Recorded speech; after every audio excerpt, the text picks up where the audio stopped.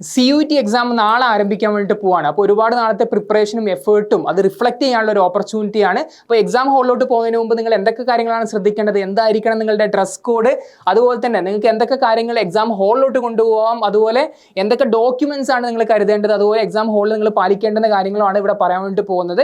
വളരെ ഡീറ്റെയിൽഡ് ആയിട്ട് നമുക്ക് നോക്കാം. നിങ്ങൾ എക്സാം ഹാളിലോട്ട് പോകുന്ന സമയത്ത് നിങ്ങൾക്ക് വാട്ടർ ബോട്ടിൽ കൊണ്ടുപോകാം, പക്ഷേ അത് ട്രാൻസ്പെറന്റ് ആയിരിക്കണം എന്നുള്ളതാണ് NTA പറയുന്നത്.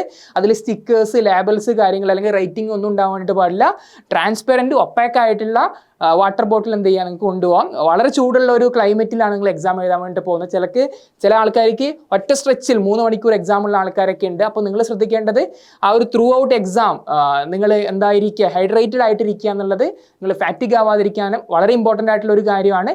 നിങ്ങൾ പ്രഷേർഡ് ആയിട്ടുള്ള ഒരു അറ്റ്മോസ്ഫിയറിലാണ്, നിങ്ങൾ ആകെ എക്സ്ഹോസ്റ്റഡ് ആയിട്ടൊരു അറ്റ്മോസ്ഫിയറിലാണ് നിങ്ങൾ എക്സാം എഴുതുന്നുണ്ടെങ്കിൽ തീർച്ചയായിട്ടും നിങ്ങളുടെ പ്രൊഡക്ടിവിറ്റി ലോ ആയിരിക്കും. അപ്പോൾ ആ കാര്യം നിർബന്ധമായിട്ട് ശ്രദ്ധിക്കുക. വാട്ടർ ബോട്ടിൽ നിങ്ങൾ ട്രാൻസ്പെറൻ്റ് ആയിട്ടുള്ള വാട്ടർ ബോട്ടിൽ വാട്ടർ കൊണ്ടുപോകുക എന്നുള്ളത്.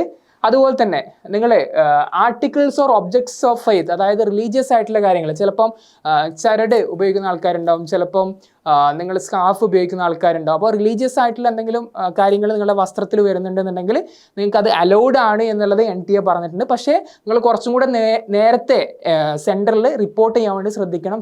ഫ്രിസ്കിങ്ങുമായിട്ട് ബന്ധപ്പെട്ട്, അതായത് പരിശോധനയായിട്ട് ബന്ധപ്പെട്ടിട്ട് നിങ്ങൾ കുറച്ചും കൂടെ നേരത്തെ എക്സാം ഹാളിലോട്ട് നിങ്ങൾ എൻ്റർ ചെയ്യണമെന്ന് മാത്രമേ ഉള്ളൂ. അതൊക്കെ അലൗഡ് ആണ് എന്നുള്ളത് നിങ്ങൾ ശ്രദ്ധിക്കുക. അതുപോലെ തന്നെ പ്രിഫേർഡ് ക്ലോത്തിങ് ഗൈഡ് ലൈൻസ് ആയിട്ട് പറയുന്നത്, നിങ്ങളെ ഡ്രസ് കോഡ് എന്തായിരിക്കണം എന്ന് വെച്ച് കഴിഞ്ഞാൽ ലൈറ്റ് കളേഴ്സ് ആണ് പ്രിഫേർഡ് ആയിട്ടുള്ളത്. ലൈറ്റ് വെയിറ്റ് ആയിട്ടുള്ള ലൈറ്റ് കളേഴ്സ് ആണ് പ്രിഫേർഡ് ആയിട്ടുള്ളത്. അതുപോലെ തന്നെ വൂളൻ കംപ്ലീറ്റ് ടൈപ്പിലുള്ള ഡ്രസ്സ് കാര്യങ്ങൾ അലൗഡ് ആണ്. പക്ഷേ അത് കുറച്ചും കൂടെ നിങ്ങൾ എക്സാം ഹാളിൽ മുമ്പേ തന്നെ എത്തേണ്ടി വരും. കുറച്ചും കൂടെ നേരത്തെ റിപ്പോർട്ട് ചെയ്യാൻ വേണ്ടി ശ്രദ്ധിക്കുക എന്നുള്ളതാണ്. പിന്നെ ഹെവി ആയിട്ടുള്ള ഡ്രസ്സസ് നിങ്ങൾ ഒഴിവാക്കുക എന്നുള്ളത് ഇമ്പോർട്ടൻ്റ് ആയിട്ടുള്ള ഒരു കാര്യമാണ്.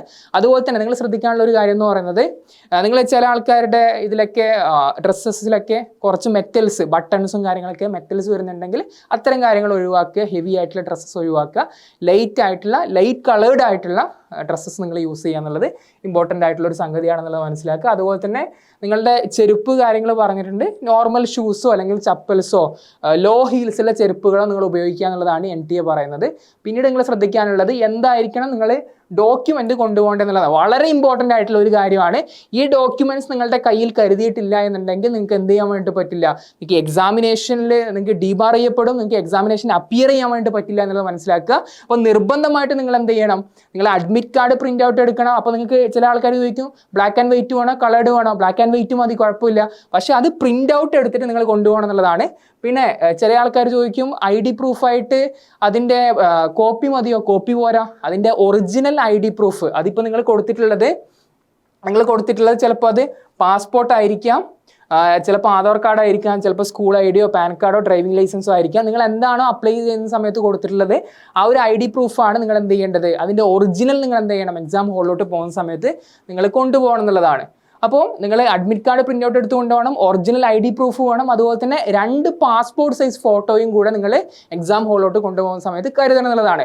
പിന്നെ ഇതിൽ പറയാത്ത മറ്റൊരു ഇമ്പോർട്ടൻ്റ് ആയിട്ടുള്ള ഒരു സംഗതിയാണ് സെൽഫ് ഡിക്ലറേഷൻ എന്നുള്ളത്. നിങ്ങൾ അപ്ലൈ ചെയ്യുന്ന സമയത്ത് ചില ആൾക്കാരുടെ ആധാറിലെയോ അല്ലെങ്കിൽ ID പ്രൂഫിലെയോ ഫോട്ടോയും നിങ്ങൾ അപ്ലൈ ചെയ്യുന്ന സമയത്തുള്ള ലൈവ് ഫോട്ടോയും മിസ്മാച്ച് വന്ന സമയത്ത് അവർക്ക് മെയിൽ റിസീവ് ചെയ്തിട്ടുണ്ടാവും. അപ്പോൾ അങ്ങനെയുള്ള ആൾക്കാർ ഒരു സെൽഫ് ഡിക്ലറേഷൻ അപ്ലോഡ് ചെയ്യാനുള്ള ഒരു ഓപ്ഷൻ ഉണ്ടായിരുന്നു ഡിജിറ്റലായിട്ട്, നിങ്ങൾ NTA വെബ്സൈറ്റ് ത്രൂ അതിൻ്റെ തന്നെ കോപ്പി എടുത്തു വെക്കാൻ വേണ്ടിയിട്ട് പറഞ്ഞിട്ടുണ്ടായിരുന്നു, പ്രിൻ്റ് ഔട്ട്. ആ പ്രിൻ്റ് ഔട്ട് നിങ്ങൾ എക്സാം ഹാളിലോട്ട് കൊണ്ടുപോകുന്ന സമയത്ത് എന്ത് ചെയ്യണം, നിങ്ങൾ കൊണ്ടുപോകണം എന്നുള്ളതാണ്. അപ്പോൾ ആ ഒരു സെൽഫ് ഡിക്ലറേഷൻ്റെ കാര്യങ്ങൾ മറക്കരുത്.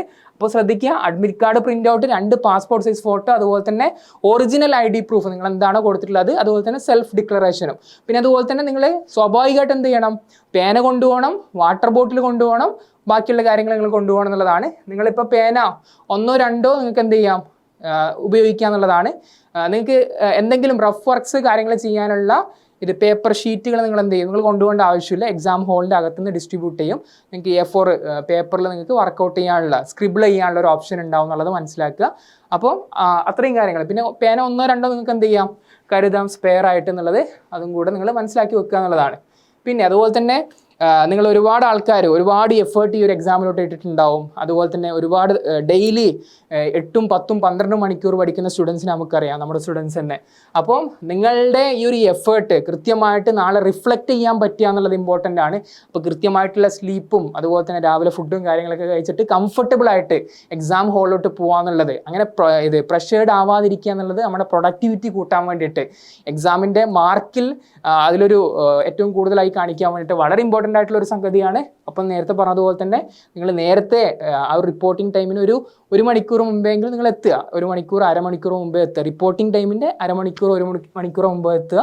പിന്നെ നിങ്ങൾ ബസ് കാര്യങ്ങൾ അല്ലെങ്കിൽ ട്രെയിൻ കാര്യങ്ങളൊക്കെ പിടിച്ചിട്ടാണ് എക്സാം ഹാളിലോട്ട് പോകുന്നതെന്നുണ്ടെങ്കിൽ ലേറ്റ് ആവാതെ വളരെ പ്ലാൻഡ് ആയിട്ട് പോകുക എന്നുള്ളതാണ്. അങ്ങനെ കൂളായിട്ട് എക്സാം ഹാളിലോട്ട് എൻ്റർ ചെയ്യുക, എക്സാമിനേഷൻ അപ്പിയർ ചെയ്യുക. നിങ്ങൾക്ക് അറിയാവുന്ന ആൻസേഴ്സൊക്കെ എന്ത് ചെയ്യുക, ഫസ്റ്റ് തന്നെ നോട്ട് ചെയ്തിട്ട് ചെയ്യുക എന്നുള്ളതാണ്. പിന്നെ അതുപോലെ തന്നെ അറിയാത്ത ഉത്തരങ്ങൾ കാര്യങ്ങളുണ്ടെങ്കിൽ അവസാനം സബ്മിറ്റ് ചെയ്യുന്നതിന് മുമ്പായിട്ട് 80% എങ്കിലും നിങ്ങൾക്ക് ഷുവർ ആയിട്ടുള്ള ക്വസ്റ്റ്യൻസ് ആണെന്നുണ്ടെങ്കിൽ തീർച്ചയായിട്ടും അറ്റൻഡ് ചെയ്യുക. നിങ്ങളുടെ ഈ ഒരു എഫേർട്ടും കഠിനാധ്വാനം ഒന്നും വെറുതെ ആയിരിക്കില്ല. അപ്പം wishing you all the very best. Thank you.